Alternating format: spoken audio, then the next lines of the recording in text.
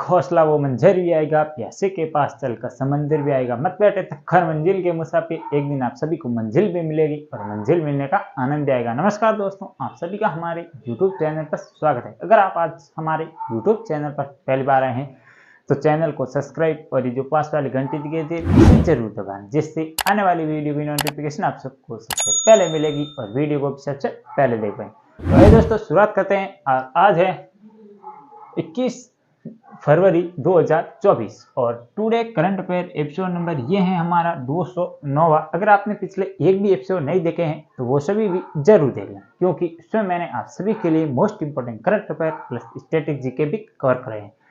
तो आपको ये वीडियो अंत तक जरूर देखनी है। और इस वीडियो के अंदर हम क्या क्या करवाने वाले हैं तो विश्व प्लस भारत प्लस राजस्थान, इन तीनों का करंट अफेयर कराने वाला हूँ, प्लस इसमें मैं बताने वाला हूँ स्टैटिक सामान्य ज्ञान।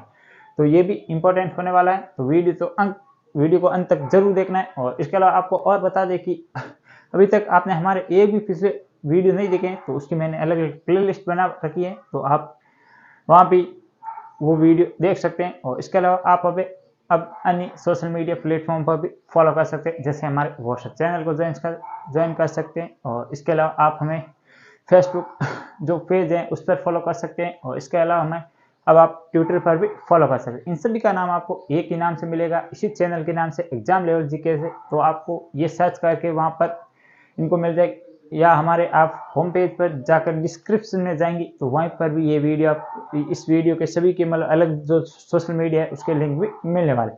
तो ये जरूर सभी आपको वहाँ पर फॉलो करने हैं और शॉर्ट वीडियो भी जरूर देखने हैं। तो आइए शुरुआत करते हैं। आज का पहला क्वेश्चन है वो हाल ही में चर्चा में रहा लिग्नोसेट प्रोब क्या है। आपको ये बताना है कि लिग्नोसेट जो प्रोब है ये आखिरकार है क्या और इसका ये हाल ही में चर्चा में क्यों रहा। तो ये है क्या उपग्रह है, ये क्या ये कोई विमान है, या कोई एक मिशन है, या ये कोई स्थान। तो ये क्या है, तो इसका राइट आंसर होगा वो होगा ऑप्शन नंबर ए, एक उपग्रह है। आपको ये ध्यान रखना है, एक लिग्नोसेट है, ये एक उपग्रह है। अब ये उपग्रह आया है चर्चा में, तो ये चर्चा में क्यों आया, क्योंकि ये एक लकड़ी का बना हुआ उपग्रह है। और किन दो देशों ने मिलकर इसका निर्माण किया है, तो यूएसए और जापान, इन दोनों देशों ने मिलकर इसका निर्माण किया है। तो यूएसए की कौन सी एजेंसी है जिसका इसने साथ दिया है, तो वो है NASA, नासा। और ये तो है यूएसए की। और इसके अलावा प्लस एक और इसमें एजेंसी शामिल थी जिसका नाम था JAXA, चार्ल्स। और ये किस देश की है, तो ये है जापान की। तो ये भी इतना आपको ध्यान रखना है। और ये किसका निर्मित ये उपग्रह, तो ये लकड़ी से बनाया गया। और किस पौधे की लकड़ी का यूज किया गया है, तो वो है मैग्नो गैलिक्स, जो एक नाम का ये पौधा है उसकी लकड़ी का उपयोग किया गया। तो ये हो गया इतना, और इतना आपको ध्यान रखना है। और इसके अलावा आपको और पूछे तो इतिहास से मतलब जो स्पेस से संबंधित है, तो अब हम और ध्यान चंद्रयान 3 आप सभी को पता होगा, भली बात आप एक एक पॉइंट इसके जानते होंगे, क्योंकि इसका मैंने अलग से वीडियो भी बना रखा है। और इसके अलावा जो हमारे वीडियो में चर्चा करते हैं तो उस पर भी हम बताएं। तो ये किस द्वारा लॉन्च किया गया, तो ये किया गया था PSLV किसके द्वारा लॉन्च किया गया था, तो ये किया गया LVM M4M3। तो LVM M4M3, तो इस रॉकेट के द्वारा चंद्रयान 3 को लॉन्च किया गया, जो कि दक्षिणी ध्रुव पर उतरने वाला भारत विश्व का पहला देश बन चुका है। और जहां पर उतरा था इस पॉइंट का नाम रखा था शिव शक्ति पॉइंट।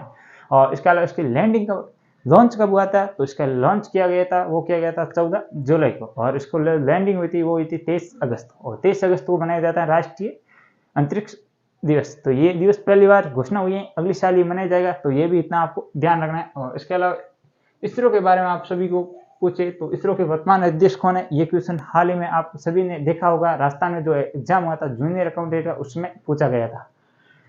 तो सोमनाथ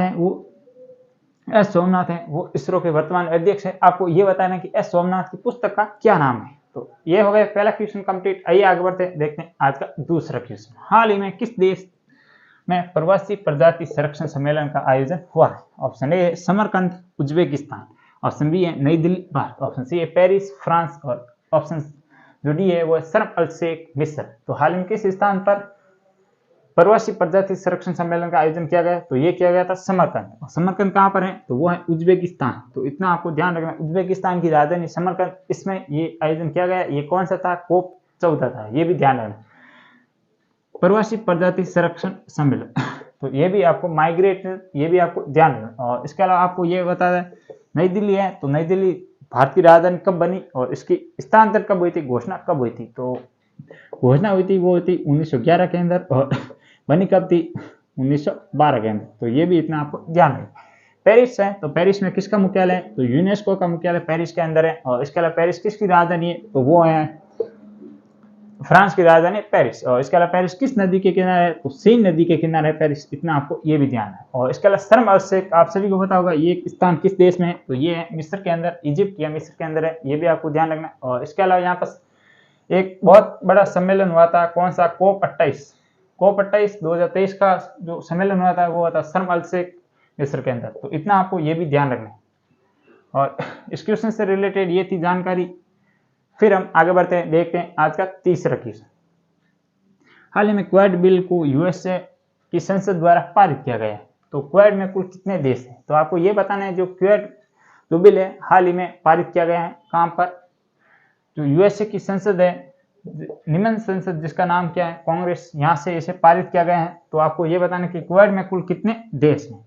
ऑप्शन ए है 2, ऑप्शन सी है 4, ऑप्शन बी है सी है वो है 9 और ऑप्शन डी है 5। तो कुल कितने देश है क्वाड के अंदर? तो क्वाड के अंदर कुल कितने देश हैं? 4 देश है। कौन कौन से क्वाड के अंदर देश है? QUAD। तो एक Japan plus Bharat plus USA plus UAE। तो ये है क्वाड के अंदर। ये नहीं, इसमें ऑस्ट्रेलिया। तो ये है 4 देश, ये आपको थोड़ा सा ध्यान रखना है। और हाल ही में क्वाड की जो 2023 की बैठक हुई थी, या जो इसका युद्धाभ्यास है मालाबार, इसका आयोजन प्रथम बार कहाँ पर किया गया? तो वो किया गया था ऑस्ट्रेलिया के अंदर। तो ये भी इतना आपको ध्यान रखना।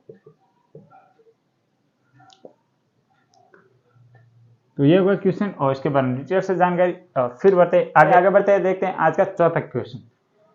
प्रतिवर्ष विश्व पेंगोलिन दिवस कब मनाया जाता है? ऑप्शन ए है वो है फरवरी का तीसरा शनिवार, ऑप्शन बी है वो है फरवरी का तीसरा शुक्रवार, ऑप्शन जो सी है वो है फरवरी का तीसरा बुधवार, और ऑप्शन जो डी है वो है फरवरी का तीसरा सोमवार। तो कब मनाया जाता है? ये दिवस फिक्स नहीं होता है, क्योंकि इसका एक ही है, जो ये दिन इसका फिक्स नहीं होता है, पर इसका वार इसका फिक्स होता है।